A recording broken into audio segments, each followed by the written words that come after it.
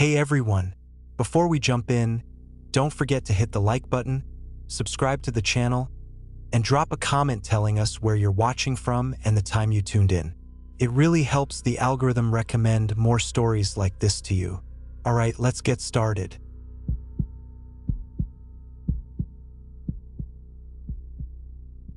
I spent the first week of September in Istanbul with my fiancé, Ethan. It was supposed to be one of those trips you look back on when you're older. Markets buzzing with people, late-night food runs, endless walking, and just getting lost in a city that didn't care who you were. On our second to last day, Ethan wasn't feeling well, so I went to the Rami Coach Museum alone in the late afternoon. I lost track of time in the maritime section, and by the time I left, the sky was already deep blue with that faint golden layer clinging to the edges of the buildings. I remember texting Ethan that I'd be back soon and looking around for a taxi since I didn't want to risk the tram at that hour. The area was quiet, just a couple of taxis nearby and only one with a driver inside. He looked up, nodded, and I got in. The driver was older, maybe late 50s, with a flat cap and a dark red windbreaker zipped up, even though it was still warm out. He didn't say much, just asked, "Taxim?" And I said yes, relieved that he understood. The car smelled faintly of citrus and something chemical like carpet cleaner. I didn't notice right away that the meter wasn't on. I figured maybe they did things differently here or he'd turn it on in a bit. We drove in silence for maybe 15 minutes. The road's a little too empty for the hour. Then we passed a street I recognized from the way in, and instead of turning right toward the center, he went left toward the docks. I leaned forward a little and asked him why we weren't going toward Taksim. He glanced at me in the rearview mirror and said, "Shorter this way, less traffic." His English was basic but clear. I looked down at his phone mounted to the dash. It was black off completely. No GPS, no map, no music. I asked if he could turn it on. He just muttered, "Battery dead." Then I realized something else. The meter still wasn't running. I asked him about it directly, trying to stay polite, and he said again, "No problem. I know price." That's when something in me started paying more attention. Not panicked, not yet, but alert. Like when you suddenly realize you forgot to lock your door and you're lying in bed. The buildings started thinning out. Instead of neon signs and cafes, there were long fences, warehouses, shuttered factories, places that looked asleep even during the day. We were heading into what looked like an industrial district, the kind you only see from highways or maps. I looked at my phone and saw the signal bars drop until it just said, "No service." That's when I asked him to stop. Just like that. "Please stop. I want to get out here." He didn't even blink. Didn't look at me. Just kept driving, hands steady on the wheel, eyes ahead. That's when my stomach truly sank. I didn't want to start yelling. I didn't know if he spoke more English than he let on, and I wasn't sure how things worked legally in Turkey. But I repeated myself louder this time. "Stop the car," I said. "I want to get out." He finally glanced back at me, not angry, just blank, like I was background noise. He made a slow right turn down a road that dipped under an overpass. There were no other cars, no lights, just rows of shipping containers stacked on one side and tall metal fences on the other. The road narrowed. I remember thinking how quiet it had gotten. Not city quiet, dead quiet. Even the sound of the engine felt dampened, like we'd crossed into a different layer of the city that no one talked about. My mind went into overdrive. I mentally traced the small can of pepper spray in my purse, wondering if I could actually use it. I checked the door lock, manual, and it wasn't engaged. I could jump out at the next stop if there was one, but we weren't stopping. He kept going slow and steady like he had all the time in the world. Then something strange happened. He reached forward, opened his glove box, and pulled out what looked like a folded piece of paper. He glanced at it briefly, didn't show it to me, and put it back. I didn't understand what that meant, but it made my chest tighten. It didn't feel like he was just avoiding traffic anymore. It felt like he was following something, A plan. I thought about calling Ethan, even without service. Maybe the call would go through if I got lucky, but I didn't want the driver to know I was panicking. I typed out a message anyway, just in case. Something like taxi driver isn't going toward hotel. I don't feel safe. Please call someone.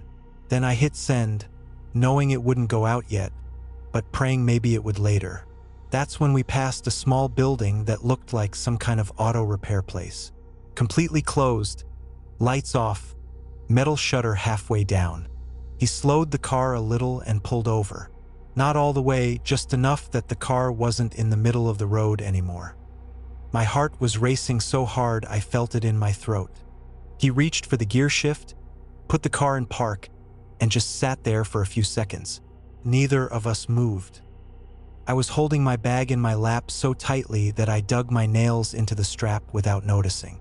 Then he turned around slowly, resting his arm on the back of the passenger seat. "We wait here, then I take you." His voice was calm. I said, "Wait for what?" And he just looked at me like the question didn't make sense. My mouth was dry. Every instinct I had was screaming to run, but we were in the middle of nowhere. If I jumped out and ran, I didn't even know which way to go, or if someone else was coming to meet him. That was the first moment I thought this might not end well. I scanned the street through the window, nothing but the shadows of fences in that dim repair shop. Then I noticed a figure in the side mirror. Way down the road, maybe a 100-foot back, a man was walking toward us from the direction we'd come. Slowly, he had something in his hand, but I couldn't tell what. The driver didn't seem surprised. He looked back at the man, then forward again like this was routine. My body went cold. I didn't think. I just reached over, unlatched the door, and bolted. I didn't even close it behind me. I ran across the street toward a narrow alley I'd seen between two fences, the kind of passage that looked like it wasn't meant for people. My only goal was distance, just get away. My legs were shaking, but I didn't stop. I didn't look back. The alley turned sharply behind one of the containers and led to a side road I hadn't seen from the car. I got lucky. A security van was parked near a metal gate and two men in uniforms were standing outside smoking. I ran straight up to them, speaking in broken English and holding up my phone. One of them recognized taxi and help and walked me inside what looked like a storage office. I showed him the text I'd tried to send Ethan and the direction I'd come from. He picked up a landline and started making calls. I didn't stop shaking the entire time. One of the other guards stepped outside, but the road where I'd come from was now empty. Eventually, a younger guy who spoke better English came in and asked what happened. I told him everything, trying to piece it together in order. He nodded slowly, then said something to the older guard who shook his head. "That area has some problems," he told me. "Not safe at night. Very quiet. Not police often." They called me a legitimate taxi and insisted on riding with me back to the hotel. I didn't argue. When I finally got back, Ethan was pale and furious. He'd just gotten my message minutes before and was about to call the consulate. We sat in silence for a long time, both of us trying to understand what just happened, what would have happened if I hadn't run.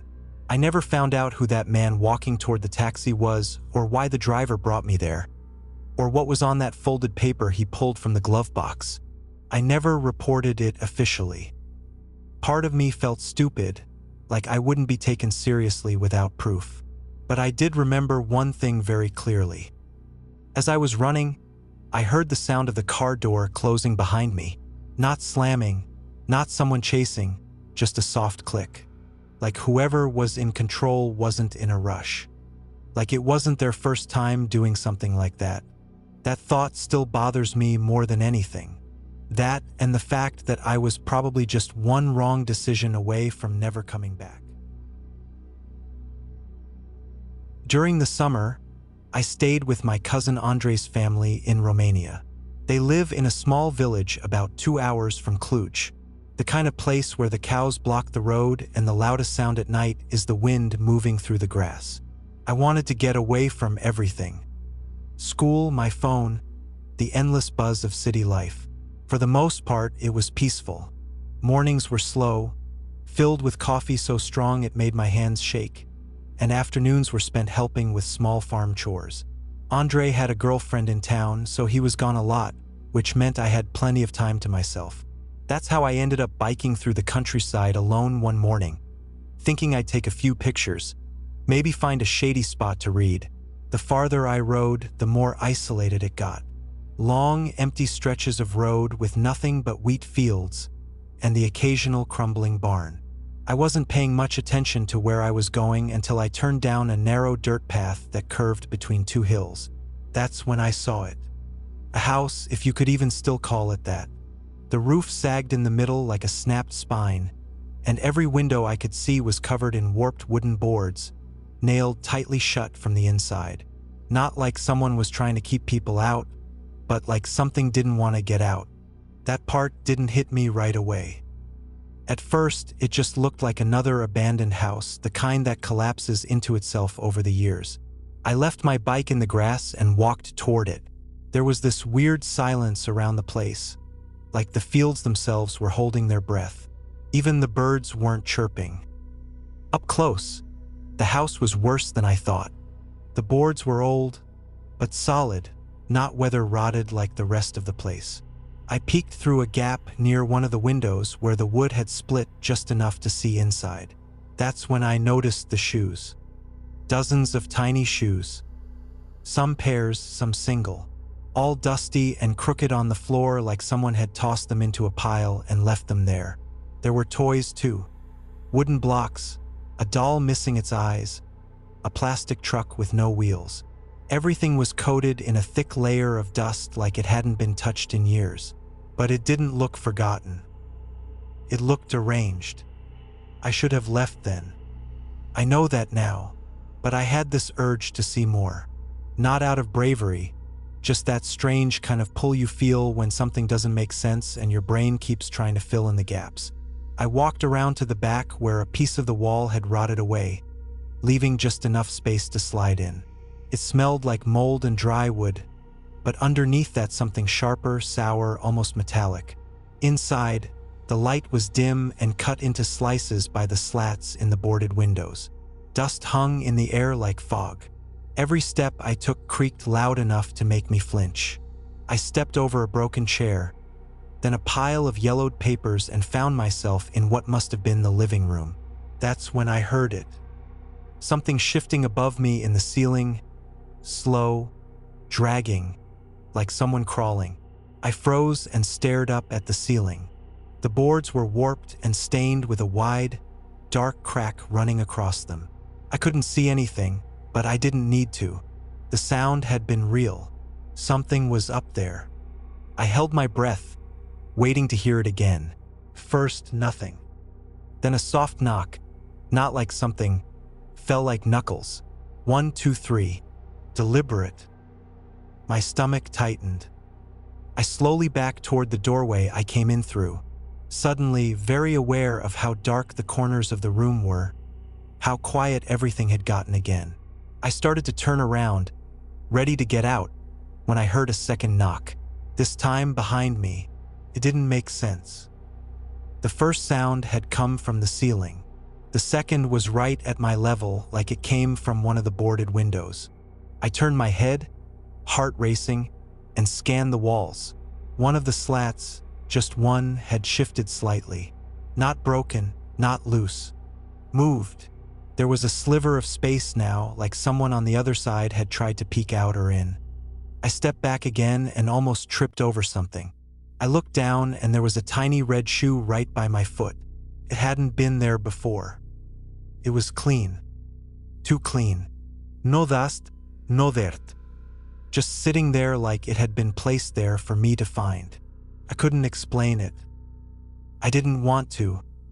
I turned and bolted for the gap in the wall, nearly slicing my arm on a nail as I squeezed back out. My bike was still there, thank God.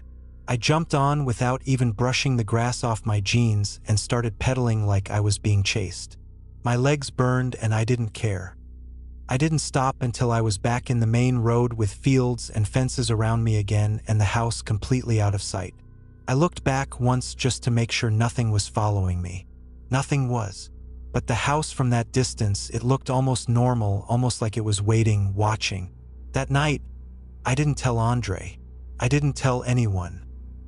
I lay in bed staring at the wood beams above me, every little creak making me flinch.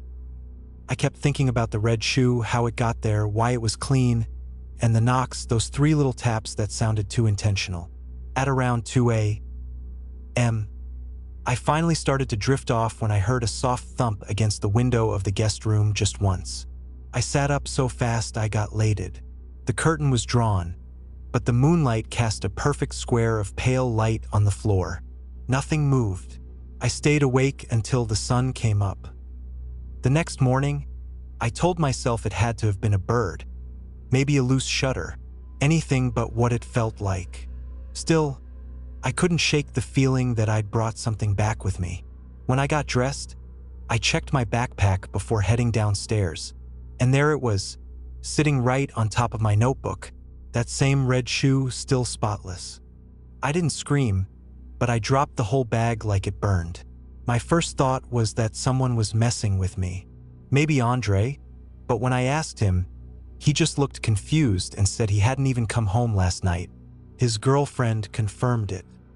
I took the shoe and buried it. I walked out to the edge of the woods behind the house, dug a shallow hole, and tossed it in like it was radioactive. I didn't tell Andre why. I just said it was trash. He laughed it off. That night, the knocking came again. 2 knocks on the wall near my bed. I didn't move. Then a third just like before. The weirdest part, they didn't sound threatening. They sounded patient, like someone checking in, like a rhythm I was supposed to recognize. That was the moment it hit me. The house had been sealed from the inside, and whatever was there, whatever hadn't left, had learned how to follow. The next morning, I packed everything and made up a reason to leave early. I told Andre I got an email from my summer job back home. Said I needed to be back earlier than planned. He didn't question it. I booked a flight out of Cluj that afternoon and didn't breathe easy until the plane was in the air. Nothing happened on the flight. Nothing happened after I landed. And for a while, I convinced myself it had been some elaborate prank or that maybe I imagined half of it. Until a week later when I got a package in the mail. No return address, just a tiny red shoe in a box wrapped in tissue paper. Clean, untouched, like it had been waiting. That was 3 years ago. I've moved twice since then. Changed my number, deleted all my old social media accounts. Nothing else has happened. Not really, but every now and then, always at night, I'll hear 3 soft knocks on the wall or sometimes the door. Always 3. I don't open anything. I don't look. And I never keep shoes near the window. I went to Peru with my parents during the summer before my senior year. It was our first time traveling outside the country together. And Lima was one of those places my mom had dreamed of since college. Food, color, history, the whole thing. I wasn't super into the museums or old churches, but the flea markets, that was different. Those places felt alive. Every stall seemed to vibrate with color and sound, like 100 different stories all spilling into one place.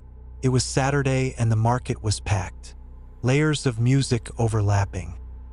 People calling out prices, smells of food frying from carts, dust in the air. That morning, we were walking through the bigger market near Miraflores. My dad wandered off toward a guy selling vintage radios, and my mom was busy haggling over alpaca scarves. I saw this stall with handmade jewelry. Really intricate stuff, not the cheap tourist stuff. Rings with jagged stones, bracelets made with tiny copper beads, earrings shaped like little suns and snakes. The vendor was this older man, probably late 50s, with a patchy gray beard and a thick accent. He saw me eyeing a necklace with an amber pendant and smiled like we were both in on some secret. "More pieces in back," he said, lifting the corner of a canvas divider behind the display. It wasn't really a room. just an enclosed area behind the tent, walled in with sheets of canvas and wooden crates stacked high. I hesitated. He noticed and said, "Very quick, special items. Not for everyone." It was loud out there, chaotic, and I couldn't see my parents through the crowds anymore. I figured they were still close. I stepped in. Inside it was cooler, dimmer, and smelled faintly of old fabric and some kind of oil, maybe polish for the jewelry. There was a low table with boxes on top, some open to reveal strange pieces, rusted charms, tangled chains, a pair of bone earrings. He stepped in after me, dropped the canvas flap, and then I heard the click. I turned fast. He had locked it, just a padlock and a latch, but it wasn't the kind of thing you could undo from the inside. Before I could say anything, he dragged a crate in front of the entrance, then another. He didn't look angry or threatening. He didn't say anything at all, just started going through one of the boxes like nothing had happened. I opened my mouth to yell, and I did. I screamed loud twice. But out there with all the music and the shouting and the drum beat from that performer near the center of the plaza, it was like my voice didn't exist. No one came. My heart was thudding so hard I could feel it in my throat. I backed up until I bumped into one of the crates, trying to figure out if there was another way out. There wasn't. Just fabric walls, and beyond them only the muffled chaos of the market. He didn't look at me, didn't even acknowledge that I was panicking. He was sorting through his things like we were in the middle of a normal transaction. I said, "I need to go. My parents are looking for me." Nothing. He held up a small metal pendant, turned it in his hand under the light filtering through the canvas roof, and placed it back in the box. Tried to move one of the crates myself, but it was too heavy, packed with something solid, probably tools or merchandise. I pushed until my hands stung. The guy didn't move. Then he finally spoke so low I barely heard it. "You're not ready yet." That sentence hit me like ice water. What the hell was that supposed to mean? I didn't know if he was crazy or if this was some kind of robbery or worse. I kept glancing at the flap, wondering if I could rip it open, if the padlock would hold. But even if I got through it, there was still a stack of crates in the way. My hands started shaking. After a minute, that felt like 10. He stood up and walked toward a wooden shelf in the corner. I stepped back instinctively, bumping the table, which made a soft clatter as something metal hit the floor. I didn't even look to see what it was. He opened a drawer and took out what looked like a Polaroid, old, curled at the edges. Then another. He laid them out on the table between us, face up. I couldn't help myself. I looked. There were 3 photos, all different girls all around my age, each one standing in that same back area of the tent. One of them had the same amber necklace I'd been admiring. I asked, "Who are they?" He didn't answer, just kept looking at the pictures like he was remembering something personal. The weirdest part was that the girls weren't scared in the photos. They weren't smiling either, just blank, like they were waiting for something. One had her hands clasped behind her back like she'd been standing there for hours. I was breathing hard now, trying not to lose it completely. I didn't understand what he wanted or what was happening, but I knew I couldn't stay in there another second. I stepped toward him fast like I was going to grab the lock off the flap, but instead, I reached for the side of the table and knocked it over as hard as I could. The table crashed onto its side and the metal boxes on top went tumbling. One hit the guy square in the shin and he let out a grunt of surprise, more annoyed than hurt. It gave me just enough time to lunge toward the crates blocking the flap. I shoved the top one with everything I had and it wobbled, then tipped. Something inside cracked loudly, maybe glass. I didn't care. I was already clawing at the canvas, pulling so hard it burned my palms. The padlock didn't budge, but the stitching around it did. Threads popping, ripping little by little. Behind me, I heard him moving again fast now. I didn't turn around. I got my fingers under the edge of the flap where the seam had come loose and just yanked with everything I had. Finally, a corner tore open just enough to shove my arm through and scream again. this time with my head halfway outside. I saw flashes of people passing by. A woman in a red dress. A kid holding a plastic soccer ball. No one stopped. The music was too loud. But then someone noticed. This teenage boy, probably my age, wearing a yellow vendor apron. He looked at me confused at first, and then his eyes widened when he saw how hard I was struggling to pull the flap apart. He ran over. I don't know what he yelled, but it got attention. Within seconds, 2 more vendors came and one of them started pulling the crates away. The man inside didn't try to stop them. He just stood still, arms at his sides, watching me like he'd already accepted something. When the flap finally tore open and the crates gave way, I bolted out, nearly tripping over my own feet. I remember the boy with the apron asking if I was okay, but I couldn't even answer. I just ran. I didn't stop until I saw my mom 3 aisles away holding a woven bag and looking around like she just realized I wasn't beside her. I didn't tell her the full story until later that night. The police were called, but by the time anyone checked the stall, the man and all his stuff were gone. The torn flap was still there, the crates knocked over, but everything else had vanished. I gave a statement, described his face, the jewelry, the photos. No one recognized him. The vendors nearby said they'd never seen him before. Not once. I still think about those pictures, sometimes about the girls in them. I don't know what he meant when he said I wasn't ready and I don't want to know. But I keep that amber necklace now. I never wear it. I just keep it in a box in my drawer in case someone else ever recognizes it.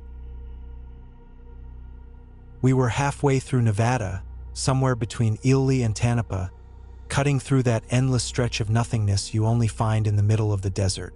It was late July, the kind of heat that makes the asphalt shimmer like it's breathing. My husband Travis was driving and our son Lucas, he was 9 at the time, had been asleep in the back seat with his headphones on for most of the drive. We weren't in a rush. It was just one of those family road trips you take to break the routine, see the weird roadside attractions, let the kid collect memories. No strict itinerary, just us and the open road. We pulled into a gas station that looked like it had been stuck in time since the 8S. Faded red awning, one rusted ice chest outside, and a dusty vending machine that didn't work. The place had a quiet kind of charm, like a relic. There weren't any other cars around, and there was no music playing, just the dry hum of heat and the crackle of a nearby bug zapper. Travis started filling up the tank while I took Lucas inside with me to grab some snacks and use the bathroom. He was still groggy from his nap, dragging his feet behind me. Inside, it smelled faintly like stale popcorn and motor oil. There was a young woman behind the counter, mid-20s maybe, scrolling through her phone, barely looking up. The shelves were half-stocked, mostly jerky, candy, and off-brand soda. Lucas wandered off toward the fridge section, pointing at something I couldn't quite hear. I told him to wait by the counter while I paid. Couldn't have been more than 2 minutes, maybe less. When I turned back around, he was gone. Just gone. I remember the moment my brain didn't process it right away. I looked behind the candy rack, then behind the door, assuming he was just messing around, but he wasn't. I stepped outside, thinking he might have gone to the car to tell Travis something, but Travis looked confused when I asked where Lucas was. He said he hadn't seen him come out. I checked both sides of the building, the bathroom again, even behind the dumpster, calling his name. Nothing. At that point, it stopped feeling like a misunderstanding. My voice started getting sharp. Travis ran inside and demanded to see the security footage. The girl behind the counter seemed startled, like we were accusing her of something, but she eventually called someone, maybe the owner. While we waited, I just kept pacing that small parking lot like maybe by some miracle. Lucas would step out from behind a wall or a car and smile like it was all a joke. The owner showed up about 20 minutes later. An older man named Daryl with sun-athered skin and a limp in his right leg. He looked more irritated than concerned when he walked in like we'd interrupted his lunch. Travis explained what happened and asked again to see the footage. Daryl sighed, muttered something about damn tourists, and disappeared behind a beaded curtain that led to a back office. A few minutes later, he came back and invited us in. The room was small, filled with dusty file boxes, and a wall-mounted monitor showing a split screen of 4 outdoor angles: the gas pumps, the lot, the front door, and a side alley. There he was, Lucas, clear as day, standing near the vending machine outside talking to someone. It was a man, average height, baseball cap, dark hoodie. Despite the heat, they weren't touching, and it didn't look aggressive at first glance, but the man kept glancing around. Then suddenly, he motioned toward the side of the building, and Lucas followed him out of frame. My stomach dropped. I started asking Daryl to rewind it, play it again, zoom in, anything, but he just stared at the screen, chewing the inside of his cheek. He finally said flatly, "Never seen that kid before? You sure he came in with you?" I lost it. I pointed at the screen, nearly screaming. I told him I had walked in with Lucas. The cashier had to have seen him. But when we turned to her, she looked at me like I was unhinged. She said I came in alone. Swore she never saw a kid. I couldn't even speak for a moment. I just stood there trying to make sense of what I was hearing. Travis looked as stunned as I felt. We called the police right then and there, and Daryl acted like it was an overreaction but didn't stop us. While we waited, he wouldn't let us take a photo or copy of the footage. He said the officers could review it when they got there. 2 troopers arrived maybe 40 minutes later. I explained everything again step by step. They asked the cashier, asked Daryl, walked around the lot, even checked the bathroom. Then they went into the back to review the footage. I couldn't hear what they were saying, but I saw one of them make a face, confused, then skeptical. When they came back out, the younger one told us the footage didn't show anything unusual. No boy, no man, just me going in and Travis pumping gas. I thought he was joking. I demanded they check again. Insisted we had seen it just an hour ago, but they were firm. Said they couldn't act on what wasn't there. It's almost impossible to describe the panic that set in. I started questioning myself. Did I actually see Lucas on that tape, or was my mind playing tricks because I was desperate? But Travis saw him too, plain as day. He kept repeating the details. The brand of cap the man wore. How Lucas hesitated before following him. The exact timestamp in the corner of the video. I clung to those details like they were life preservers, refusing to believe they could just vanish. The troopers tried to be gentle, but I could see in their eyes they thought we were either mistaken or making it up. They took our statements and said they'd file a missing person report, but their tone had already shifted to disbelief. We drove back to our motel in silence. The whole ride, I kept staring at Lucas's backpack in the back seat, the blue one with dinosaur patches he'd picked out for this trip. I remembered helping him stuff his favorite book in the side pocket that morning. That night, Travis barely slept, and I just sat on the edge of the bed, scrolling endlessly through local Facebook groups, messaging anyone who might have seen something. It felt like the world had been rewound, and we were the only ones stuck in the wrong version of reality. I called the gas station early the next morning, desperate for any update. Daryl answered, his voice rough with sleep, and told me there was no kid, no tape, nothing to talk about. Refusing to give up, we drove back to the station as soon as the sun came up. The parking lot was just as empty as before. The same faded signs, the same cracked pavement. When I walked in, the cashier from the day before didn't even seem to recognize me. I asked about the footage and she blinked at me confused. Said they didn't even have cameras installed, just some old monitors hooked up for show. I could hardly breathe. I demanded to see Daryl, but she said he wasn't in yet and didn't know when he'd be back.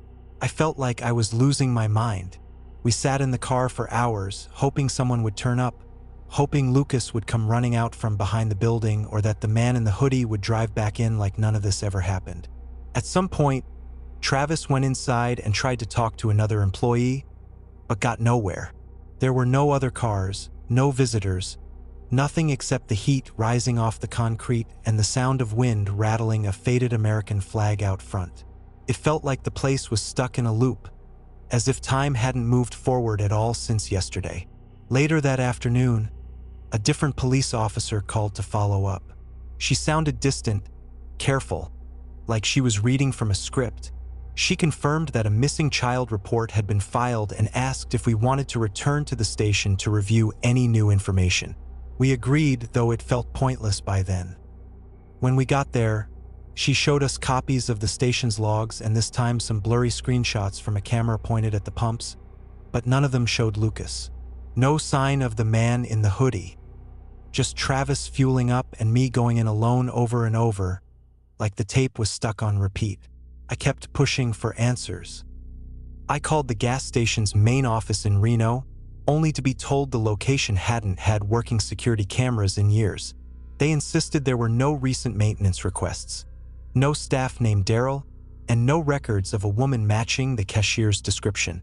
I felt a strange kind of emptiness settle over me, heavier than grief, like we'd slipped into some crack between reality and nightmare where logic didn't work anymore. Travis tried to keep things moving. He called every police department between there and Las Vegas, posted flyers, even contacted a couple of those amateur sleuth forums online. Most people just told us to check the cameras again. Weeks went by with nothing. No tips, no sightings, not even a prank call. Lucas's backpack stayed untouched in the back seat, a silent weight everywhere we went. The case went cold so fast it felt like it had never really existed at all. But I remember every second of that day. Every detail burned into my mind. The way Lucas's hair stuck up after his nap. The sweat on Travis's forehead. The dry click of the bug zapper outside the station. Sometimes I replay it all in my head at night, wondering what detail I missed, what I could have done differently. I still don't have answers. The official record says Lucas disappeared somewhere outside Ely, Nevada. And the rest of the story, what Travis and I saw, what we lived through, doesn't exist on paper. But I know what happened. I saw my son on that screen. I saw the man in the hoodie. I lived every second of that day. And I wouldn't wish it on my worst enemy. Some part of me is still out there wandering that empty stretch of desert, waiting for a sign. Maybe I always will be.